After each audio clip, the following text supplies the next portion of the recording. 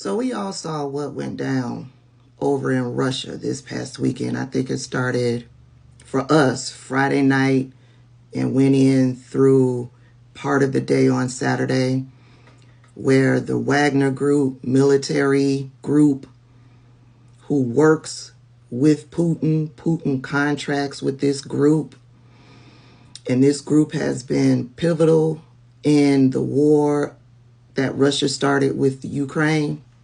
Well, on Friday, that group turned its sights onto Putin. And they were pummeling through, trying to get to the Kremlin in Moscow. It was all that was being talked about Friday night into Saturday. I know because I was riveted. I was tuned in. They weren't talking about it on mainstream news media because they slow as fuck. But all of the tea was being dropped over there on Twitter. And I was scrolling, trying to see what was going on.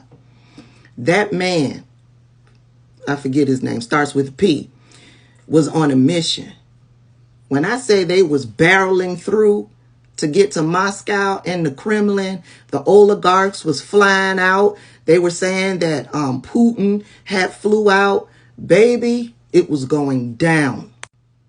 Everybody thought they called it a civil war. They called it a rebellion. They called it an insurrection.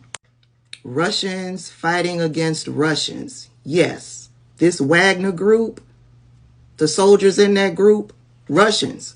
They were predicting that it was going to be a bloody mess. And I was going to be watching it. And then it all just stopped. I was like, what? So what happened? It just stopped. I mean, just cold turkey, just stopped. Then it came out that Putin made a deal with a guy, starts with a P, over the Wagner group.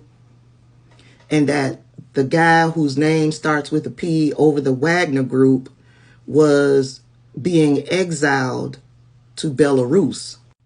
And the more that I just sat in that, I was like, this don't sound right. This makes no sense.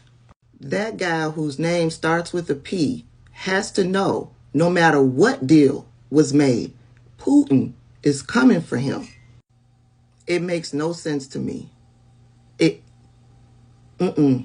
makes no sense to me. I'm side-eyeing this whole thing. What is really going on?